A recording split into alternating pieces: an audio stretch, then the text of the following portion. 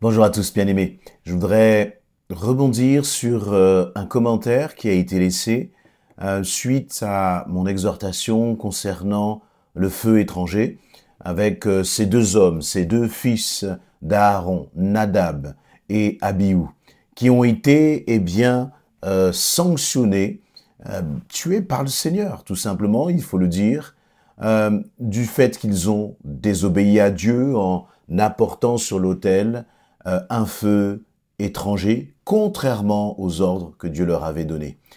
Et j'ai été interpellé par un commentaire, comme je le disais, où la personne disait ce message m'a interpellé, je veux vraiment chercher la volonté de Dieu, je veux vraiment me remettre en question en demandant au Saint-Esprit de venir m'aider.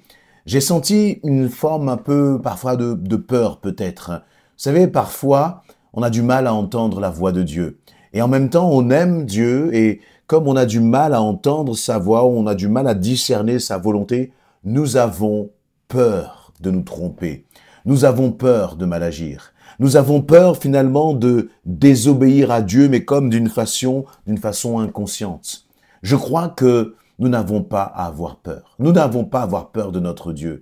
Dans le cas de Nadab et Abihu, ces deux hommes savaient de façon claire ce que Dieu leur avait ordonné de faire. Et donc, ils ont désobéi de façon, encore une fois, claire et parfaitement consciente. Et c'est pour cela que Dieu a été aussi sévère, c'est parce que aussi leur péché et notre péché a des conséquences qui dépassent même peut-être ce que nous pouvons imaginer ou penser.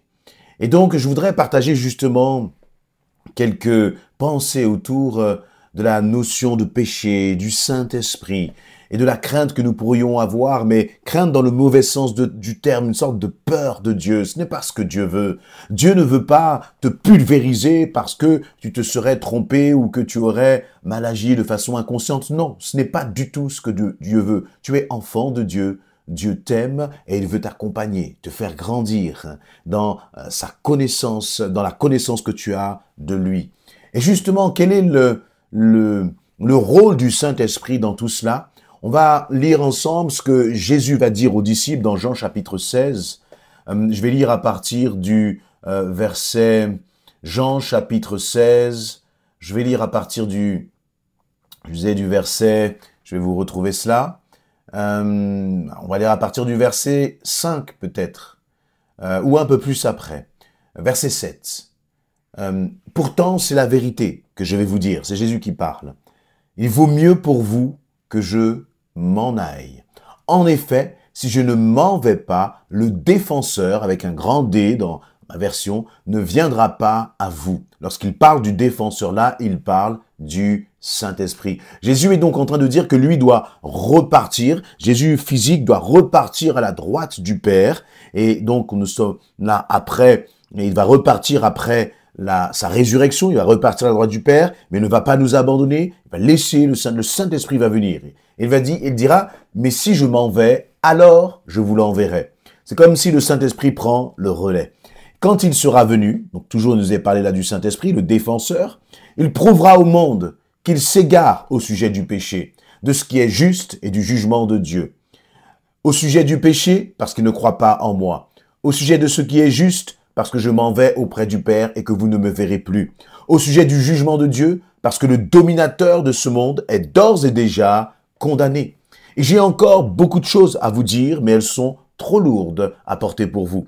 Quand l'Esprit de vérité sera venu, il vous conduira dans la vérité tout entière, car il ne parlera pas de lui-même, mais tout ce qu'il aura entendu, il le dira, et il vous annoncera les choses à venir.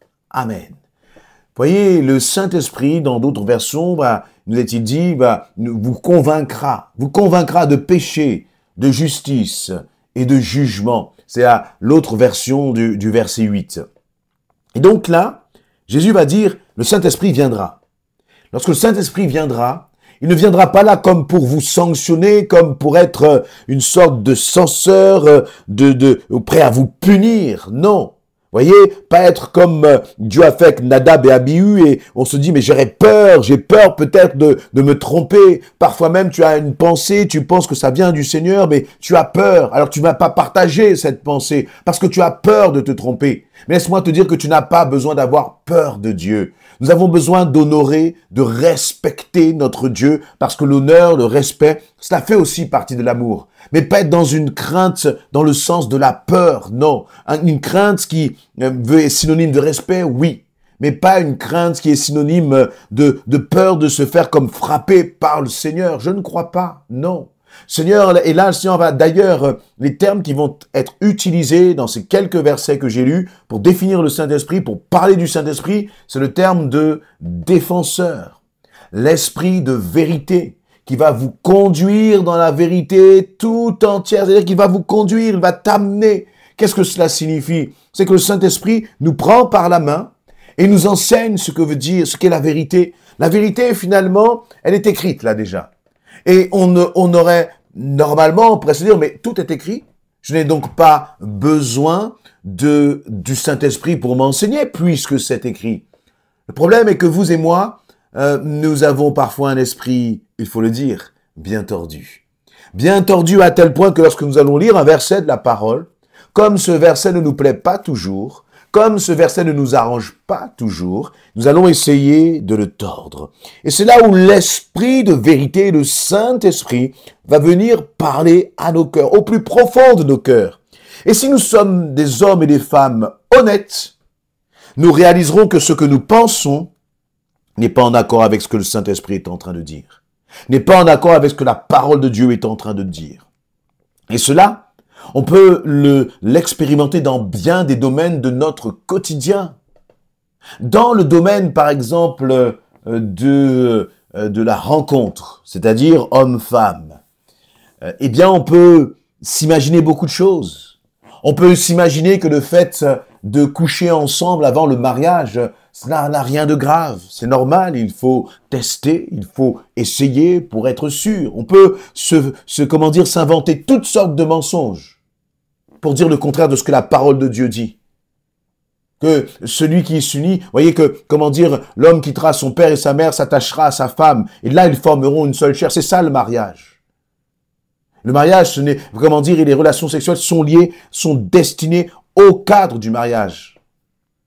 Sur la notion du divorce. On peut essayer toutes sortes de théories, toutes sortes de pratiques, toutes sortes de principes, pardon. Mais l'essentiel, c'est de dire, Seigneur, je veux lire ta parole et tu vois ce que je vis, tu vois ce que je traverse.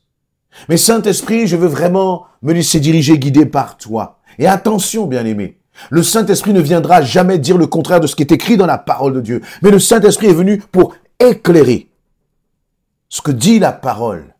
Éclairer à cause de nos cœurs ténébreux, à cause de, parfois, notre culture, à cause du contexte ambiant, à cause des principes de ce monde qui viennent un peu comme nous mélanger nos idées, mélanger les principes du royaume de Dieu.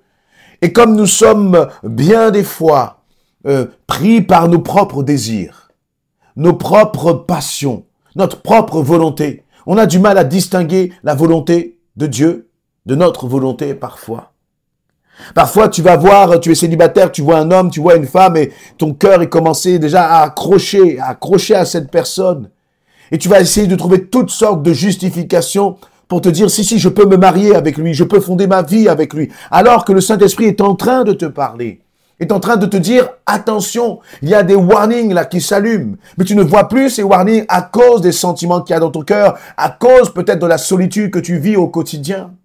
Et cette dimension-là, finalement, de se masquer de la volonté de Dieu, elle arrive dans bien des domaines de notre vie. Dans le domaine du pardon, on peut trouver toutes sortes de raisons pour ne pas pardonner l'autre. On peut trouver toutes sortes de raisons peut-être même pour ne pas aller demander pardon. L'orgueil, le fait de ne pas vouloir s'abaisser, de ne pas vouloir perdre la face. Alors il y a même des versets de la Bible qu'on va lire à toute vitesse. On va même les survoler pour ne pas être confronté à la réalité de ce que le Seigneur nous demande. Mais c'est pour ça que le Seigneur Jésus a envoyé le Saint-Esprit. Il va dire ceci, quand il sera venu, il prouvera au monde qu'il s'égare au sujet du péché, il s'égare au sujet de ce qui est juste. Il s'égare au sujet du jugement de Dieu. Vous voyez, j'ai répété à 3 reprises le mot s'égare, mais le verset dit, il prouvera au monde qu'il s'égare au sujet du péché, de ce qui est juste et du jugement dernier. C'est-à-dire, ou l'autre version, il convaincra le monde de péché, de justice et de jugement. C'est-à-dire, il convaincra le monde de péché, il convaincra le monde de justice, il convaincra le monde du jugement de Dieu. Il convaincra le monde du péché. Pourquoi? Eh bien, le Saint-Esprit vient, il va plaider contre le péché. Il va nous dire, mais fais attention. Et ce n'est pas simplement pour le monde, mais c'est pour nous aussi. C'est le rôle du Saint-Esprit. Pourquoi cette notion de plaider? Pourquoi cette nécessité de plaider? Parce que il y a en face quelqu'un qui va dire le contraire. Il y a comme, on a l'impression comme dans un tribunal où il y aura 2 versions. La version de la vérité, la version de la parole de Dieu, la version du diable. Et là aussi ta propre version. La version qui t'est poussée par tes émotions, poussée par tes sentiments, poussée aussi parfois par nos échecs du passé. Ah, j'ai toujours échoué. Je n'ai jamais réussi. Je n'ai jamais pu le faire. Donc là aussi, je n'y arriverai pas. Le Saint-Esprit veut te convaincre que non, tu peux être plus que vainqueur dans le nom de Jésus-Christ. Mais le Saint-Esprit a besoin très souvent de plaider dans nos cœurs, plaider dans nos vies. Voyez? Parce que même la parole de Dieu, on oublie ce que la parole de Dieu dit.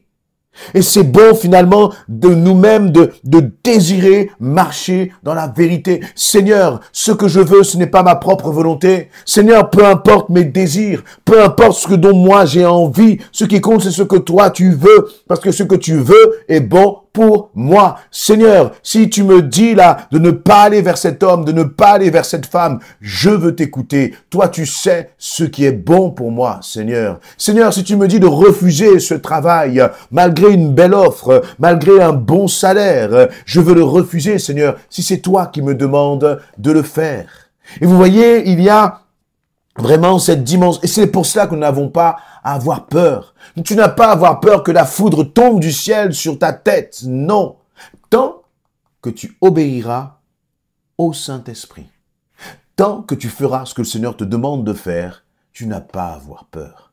Alors tu me diras, mais j'ai peur de me tromper.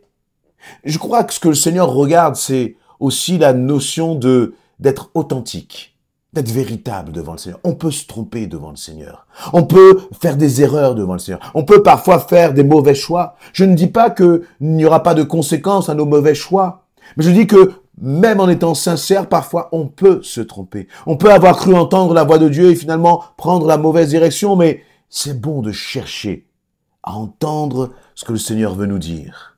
Et laissez-moi vous dire que le Saint-Esprit ne joue pas à cache-cache avec toi. Au contraire, il veut te parler. Il désire te parler. Il a été envoyé pour te parler, justement. Parce que le Seigneur va dire, eh bien, au sujet du péché, voilà, parce que les hommes ne croient pas en moi, au sujet de ce qui est juste. Donc, vraiment, le désir du Saint-Esprit, le travail du Saint-Esprit, c'est de prouver au monde que le monde s'égare. Si tu t'égares, le Saint-Esprit est venu pour te prouver que tu t'égares, te dire, fais attention, ne prends pas cette direction, ne prends pas cette décision.